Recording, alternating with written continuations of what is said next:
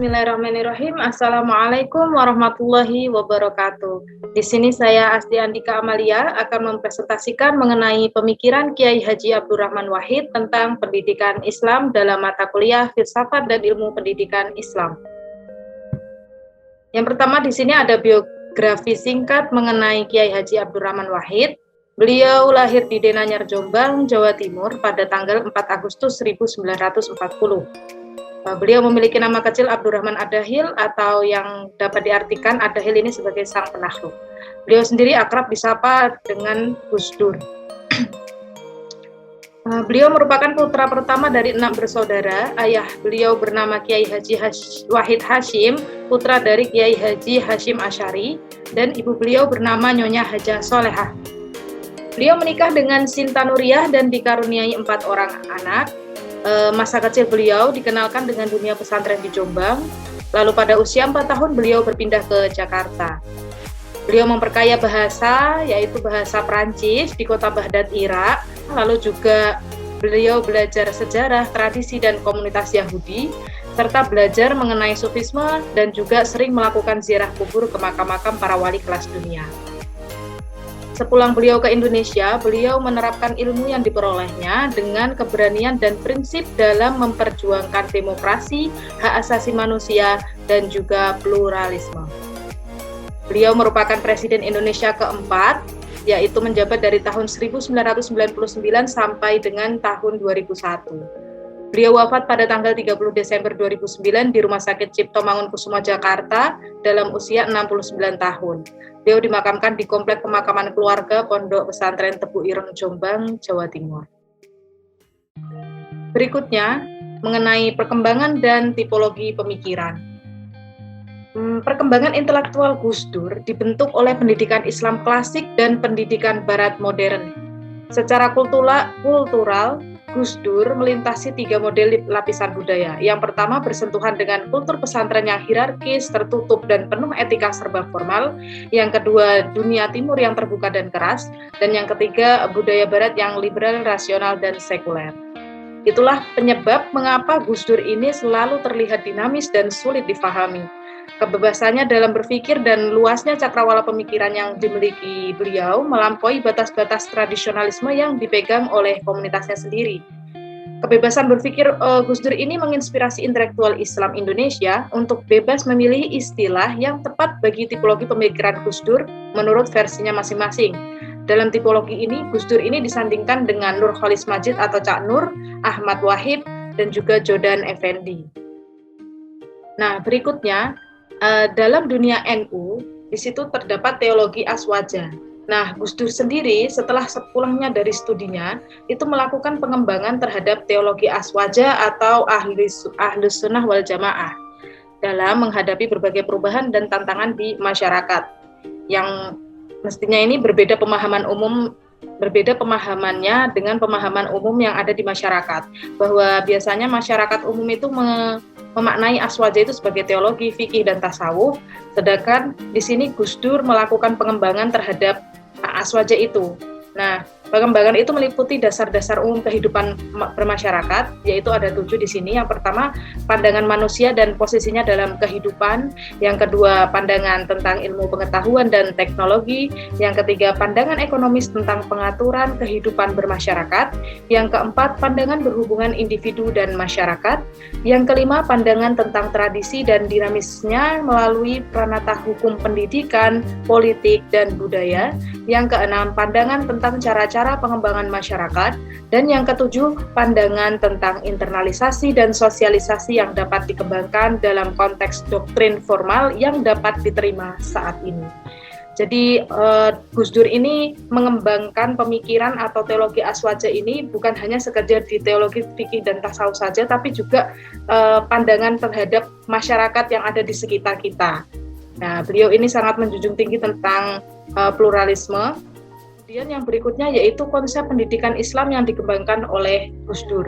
Di sini religious multiculturalism based education, yaitu merupakan konsep pendidikan yang didasarkan pada keyakinan keagamaan dan bertujuan untuk membimbing atau menghantarkan peserta didik menjadi manusia yang utuh, mandiri, dan bebas dari belenggu penindasan. Pendidikan Islam dalam perspektif Gus Dur ini merupakan sebuah kombinasi antara pemikiran pendidikan Islam tradisional dan pemikiran Islam yang diadopsi oleh pemikiran Barat modern, sehingga mampu melahirkan sistem pendidikan dalam konsep pembaharuan sesuai dengan tuntutan zaman, yang artinya sistem pendidikan Islam itu merupakan sebuah perpaduan antara pemikiran tradisionalis dan pemikiran Barat modern, dengan tidak melupakan esensi dari ajaran Islam itu sendiri. Jadi tetap berpegang teguh terhadap sumber kita, yaitu Al-Quran dan juga Al-Hadis atau hadis. Nah, dalam konsepsi Gus Dur ini, pendidikan Islam harus berbasis pada penghargaan dan penghormatan terhadap perbedaan masyarakat. Nah, segala bentuk pendidikan dan kemampuan atas perjuangan masyarakat harus dihargai bersama. Bahkan perlu untuk dikembangkan, terlebih di Indonesia memiliki tingkat pluralitas yang tinggi. Jadi beliau sangat menghargai adanya perbedaan, dan juga hak asasi manusia itu beliau sangat menjunjung tinggi. Nah, adapun tujuan dari pendidikan Islam itu sendiri yaitu membangun pemikiran Islam yang moderat, yang mendorong terciptanya demokrasi, pluralisme, agama-agama, multikulturalisme, dan toleransi di kalangan kaum muslim Indonesia. Urgensi pendidikan Islam itu terletak pada aplikasinya dalam tataran kehidupan nyata, sehingga ruh pendidikan itu lebih penting daripada formalitas fisik yang nampak dari luar saja. Kemudian di sini Gus Dur juga mengemukakan ada 4 sistem yang bisa menegakkan Indonesia di masa depan. Di situ ada sistem politik, ada sistem ekonomi, ada sistem pendidikan, dan juga ada sistem etika moral atau akhlak. Nah, keempat sistem ini memiliki cakupan dan perannya masing-masing, tapi masing-masing ini tidak dapat dipisahkan karena saling membutuhkan. Nah, pendidikan dalam Islam ini merupakan sebuah rangkaian proses pemberdayaan manusia menurut aktifnya pendidikan dalam Islam merupakan sebuah rangkaian proses pemberdayaan manusia menuju aktif atau pendewasaan, baik secara akal, mental, maupun moral, untuk menjalankan fungsi kemanusiaan sebagai hamba Allah dan khalifah semesta. Dengan itu, tujuan akhir pendidikan Islam adalah sebagai proses pembentukan diri peserta didik atau manusia agar sesuai dengan fitrah keberadaannya. Nah, ini tadi 4 sistem ini juga merupakan tujuan dari Kiai Haji Abdurrahman Wahid atau Gus Dur. Yang berikutnya, kurikulum pendidikan Islam. Nah, aspek pemikiran Gus Dur mengenai pendidikan ini lebih banyak tercurah pada pondok pesantren sebagai salah satu institusi tua yang berkembang pertama kali di Indonesia. Nah, Gus Dur ini mempopulerkan pesantren sebagai lembaga pendidikan yang multipotensi, yaitu keagamaan dan umum melalui tulisan-tulisan beliau dan karya-karya beliau. Nah, dengan menggagas proyeksi modernisasi pesantren, dalam artian pesantren itu bukan lembaga pendidikan yang ketinggalan zaman. Kini juga bahkan sudah banyak ikon pendidikan yang kreatif, mandiri, dan profesional.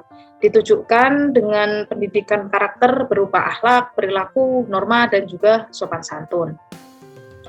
Kurikulum pendidikan Islam perspektif Gus Dur haruslah sesuai dengan kondisi zaman, bahwa pendekatan yang dilakukan harus bersifat demokratis dan ideologis antara murid dan guru. Nah, tadi sudah sempat disinggung ya.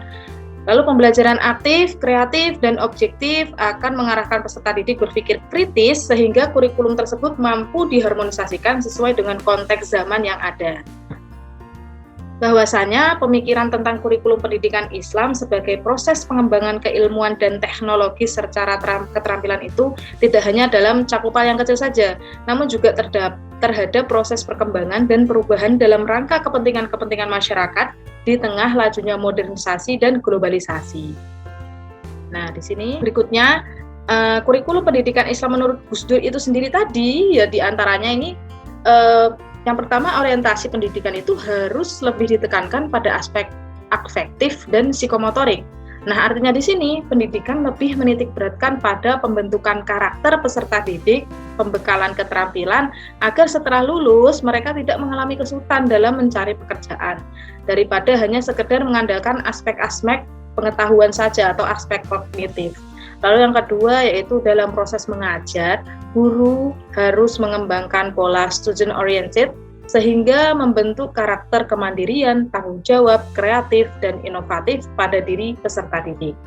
Guru juga harus benar-benar memahami makna pendidikan dalam arti yang sebenarnya, tidak hanya meredukasi batas pengajaran saja, yang artinya proses pembelajaran peserta didik bertujuan untuk membentuk kepribadian dan mendewasakan siswa, bukan hanya transfer of knowledge, melainkan pembelajaran harus mengikuti transfer of value dan skill, serta pembentukan karakter atau karakter building.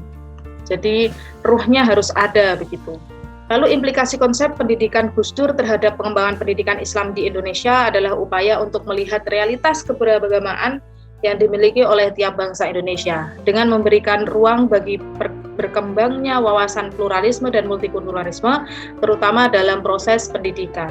Sehingga pendidikan multikultural yang berbasis religiusitas yang mencerminkan watak Islam yang utuh sebagai agama yang rahmatan lil alamin, menunjukkan tingginya profesionalisme, harus bersinergikan unsur-unsur modernisasi dengan nilai-nilai Islam dalam pendekatan multidisipliner guna menuju pendidikan yang integratif, bahkan terintegrasi secara holistik dalam kurikulum nasional. Oke, mungkin cukup sekian yang dapat saya paparkan, yang dapat saya sampaikan. Kurang lebihnya saya mohon maaf.